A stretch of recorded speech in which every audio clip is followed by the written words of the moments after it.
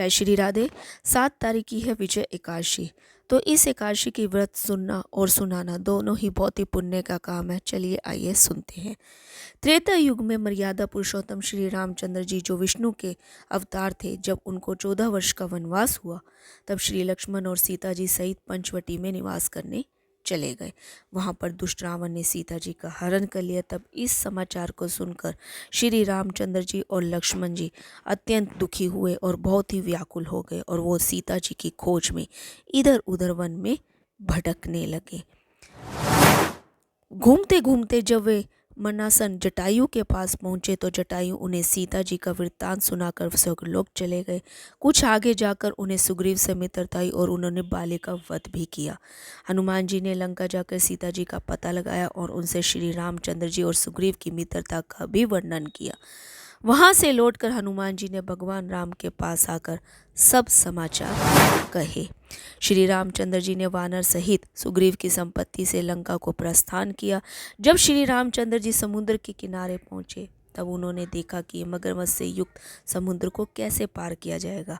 तब उन्होंने लक्ष्मण जी को कहा कि हे लक्ष्मण, इस समुद्र को हम कैसे पार करेंगे? हे भाई, इस समुद्र को हम कैसे पार करेंगे? श्री लक्ष्मण ने कहा, पुरुषोत्तम, आप आदि पुरुष हैं, आप सब कुछ जानते हैं। यहाँ से आधा योजना दूर पर कुमारी द्वीप में वक्दालभ्य नाम के मुनि रहते हैं। उन्होंने अनेक ब्रह्मा देखते हैं। आप उनके पास जाकर इसका उपाय पूछिए। लक्ष्मण जी ने के इस प्रकार के वचन सुनकर श्री रामचंद्र जी ऋषि के पास गए और उनको प्रणाम कर कर बैठ गए। मुनि ने भी उनको मनुष्य रूप धारण किए हुए पुराण पुरुषोत्तम समझकर उनसे पूछा कि हे राम, आपका आना कैसे हुआ? रामचंद्र जी कहने लगे, हे ऋषि, मैं अपनी सेना सहित यहाँ आया हूँ और राक्षसों को जीतने के लिए लंका जा रहा हूँ। आप कृपा करके समुद्र पार करने का कोई उपाय बताइए, इसी कारण मैं आपके पास आया हूँ।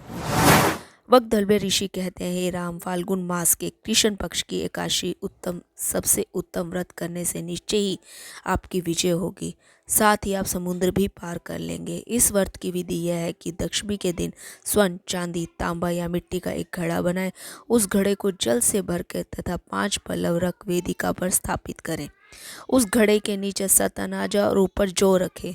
उस पर श्री नारायण भगवान की स्वर्ण की मूर्ति स्थापित करें। एकादशी के दिन स्नादि से निर्वृत्त होकर धूप, दीप, नारियल आदि से भगवान की पूजा करें। तत्पश्चात घड़े के सामने बैठकर दिन व्यतीत करें और रात्रि को भी उसी प्रकार बैठकर जागरण करें। द्वादशी के दिन नित्य नियम से निर्वृत्त होकर उस घड़े को ब्राह्मण को दे दें। हे राम, यदि तुम इस व्रत को सेनापतियों के साथ करोगे तो तुम्हारी विजय जरूर होगी। श्री रामचंद्र जी ने ऋषि के कथा अनुसार इस व्रत को किया और इनके प्रभाव से विजय भी प्राप्त हुई। अतः हे राजा, जो कोई मनुष्य विधि पूर्वक इस व्रत को करेगा, दोनों लोकों में उनकी अवश्य विजय होगी।